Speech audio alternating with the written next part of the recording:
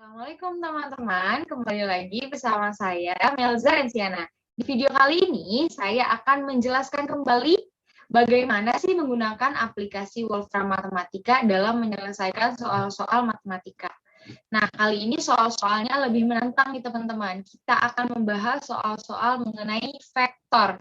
Nah, untuk adik-adik SMA biasanya sering banget nih menemukan soal-soal vektor dalam mempelajari UN ataupun tes masuk perguruan tinggi. Nah, supaya lebih paham mengenai vektor dan bagaimana cara menyelesaikan vektor menggunakan aplikasi Wolfram Matematika, ikutin terus ya video kali ini.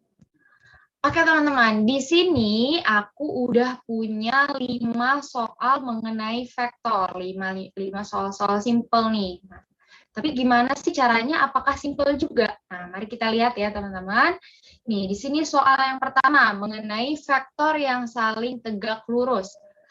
Diketahui ada vektor P dengan titiknya itu ada A, 0,3 dan Q sama dengan 0,6,5 dan R titiknya adalah 2,7, C.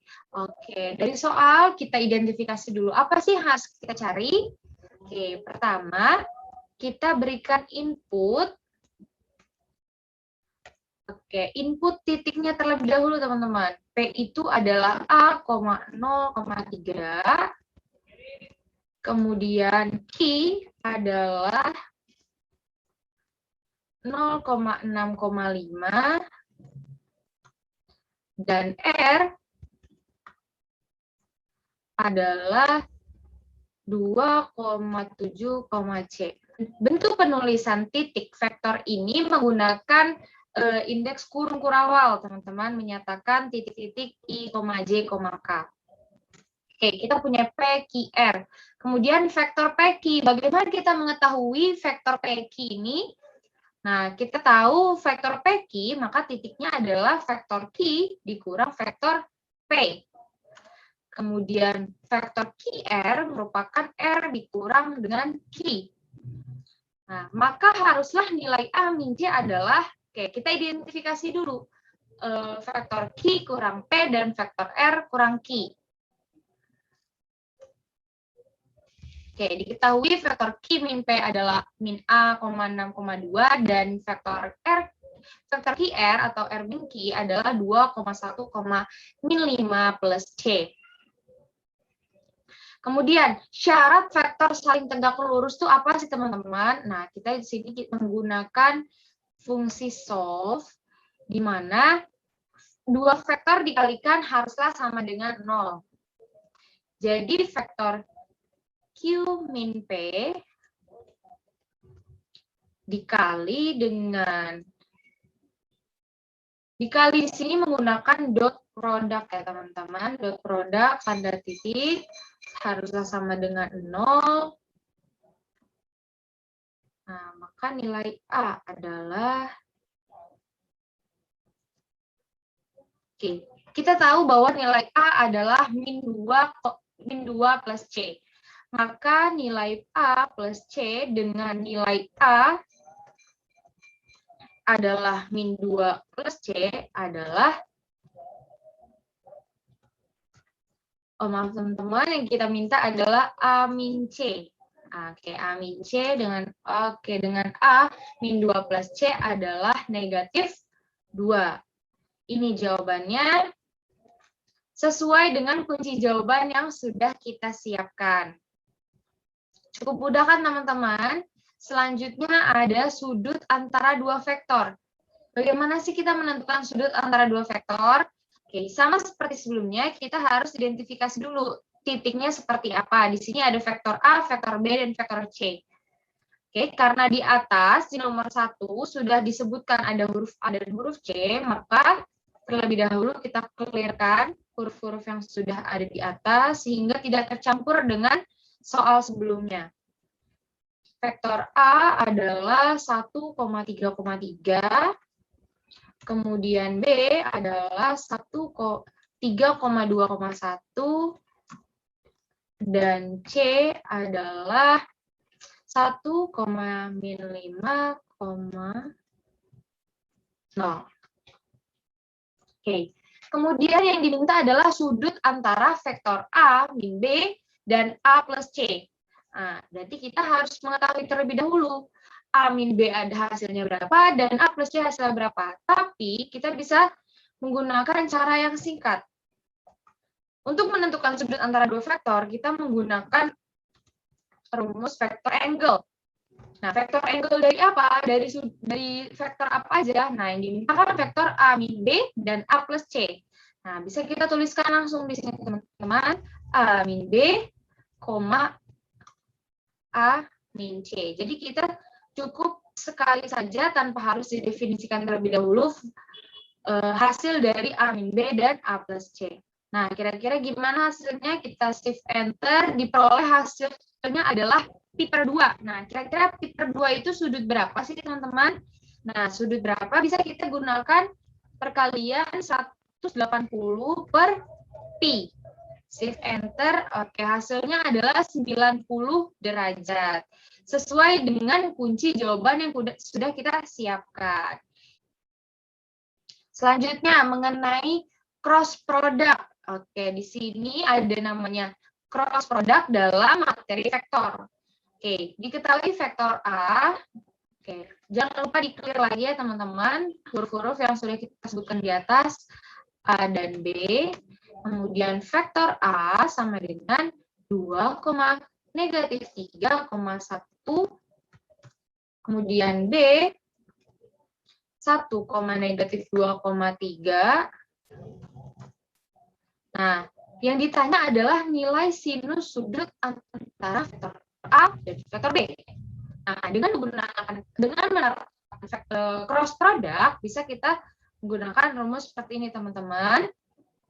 Untuk menentukan sin, yaitu norm. Norm ini artinya adalah panjang vektor dari cross product antara A dan B. Oke. Kita bagi dengan norm A. Bisa kita kurungkan dulu, norm A dikali norm B. Mari kita lihat, hasilnya adalah 5/14 akar 3. Sesuaikan teman-teman dengan kunci jawaban yang sudah kita siapkan. Nah, selain menggunakan cross product, kita juga bisa menggunakan vektor angle, seperti soal nomor 2 sebelumnya. Nah, karena yang diminta sin, vektor angle itu kan untuk sudut. Nah, kita diminta sin. Maka sin dari vektor angle. Kayak gitu, teman-teman. Sin dari vektor angle A, B. Hasilnya adalah sama 5/14 akar 3. Cukup mudah ya teman-teman dalam menerapkan rumus-rumus vektor di dalam aplikasi Wolfram Matematika. Oke, soal selanjutnya mengenai panjang proyeksi vektor. Nah, mengenai panjang proyeksi vektor ini, kita lagi untuk menuliskan UV merupakan vektor-vektornya negatif 3, 2,6. Oke, yang diminta adalah panjang proyeksi vektor skalar 3 kali vektor U ditambah 2 kali vektor V pada vektor V. Makanya kita harus definisikan dulu apa hasil dari 3U ditambah 2V. Oke, 3U ditambah 2V. Kemudian kita definisikan panjang proyeksi itu, rumusnya adalah, oke, kita bisa pakai pellets dulu di Basic Math Assistant. Kita ambil pecahan. Oke, kita ambil pecahan. Panjang proyeksi itu rumusnya vektor yang kita mau 3U ditambah 2V dikalikan vektor V per norm V. Oke, maka hasilnya adalah Oke, 128/7, di mana vektor 3U ditambah 2V itu hasilnya adalah 0,1,12. Nah, panjang proyeksinya adalah 128,7, sama seperti kunci jawaban yang sudah kita siapkan. Seperti itu, teman-teman. Oke, selanjutnya nomor terakhir mengenai vektor proyeksi. Jadi, tadi untuk nomor 4 kita mengetahuinya panjangnya. Nah, di sini kita proyeksinya dalam bentuk titik I, J, K. Bagaimana sih cara menyelesaikannya? Oke, di sini kita mendefinisikan ada vektor A, vektor B, di mana vektor A-nya itu adalah, oke, kita clear dulu teman-teman, vektor A, clear A dan B. Kemudian definisikan vektor A ada I, artinya titiknya 1, negatif 5J, berarti koma min 5, dan 2K. Kemudian vektor B, di mana I-nya itu adalah 8I, J-nya tidak ada, maka kita masukkan 0, dan K-nya itu adalah M. Baik. Kemudian diketahui panjang proyeksi vektor B pada A adalah 1/5 panjang vektor A. Wah. Jadi kita bisa ada keterangan lebihnya, teman-teman. Panjang proyeksi vektor B pada A. Oke. Kita menggunakan fungsi solve, di mana kita akan mengetahui mengetahui titik M terlebih dahulu.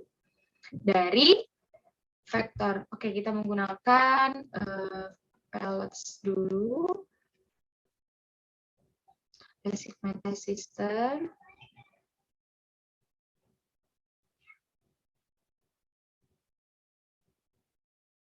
Oke, di sini basic math assistant kita menggunakan pecahan, di mana panjang proyeksi B pada A, berarti vektor B dikali vektor A per norm A sama dengan norm A per 5. Oke. Dan kita ingin mengetahui titik M. Nah, berapa sih titik M-nya kira-kira? Oke. Nah, diketahui titik M-nya adalah negatif 1. Lalu bagaimana vektor proyeksi ortogonal B pada A? Nah, hanya di sini kita selesaikan dengan menggunakan rumus proyeksi vektor. Itu sama dengan, bisa kita pakai pecahan lagi, yaitu B, vektor B dikali vektor A, dalam kurung norm A. Oke, norm A, kita kuadratkan, kemudian dikali dengan vektor A. Nah, karena kita udah mengetahui M-nya berapa, kita masukkan dengan M adalah negatif 1. Maka proyeksi vektor yang diperoleh adalah 1/5, min 1,2/5. Nah, jadi di sini adalah titiknya. Sesuai kunci jawaban kita punya, I-nya adalah 1/5, J-nya, koefisien J-nya adalah negatif 1, dan K adalah 2/5. Nah, kayak gitu teman-teman penjelasan dari 5 soal vektor yang udah saya siapkan. Sekiranya teman-teman ingin mencoba soal-soal yang lebih sulit, silakan dicoba di Wolfram Matematika. Explore pengetahuan kalian dalam memanfaatkan teknologi-teknologi yang sudah canggih saat ini ya teman-teman. Kurang lebihnya mohon maaf apabila ada kesalahan. Terima kasih yang sudah menonton. Sampai jumpa di video selanjutnya.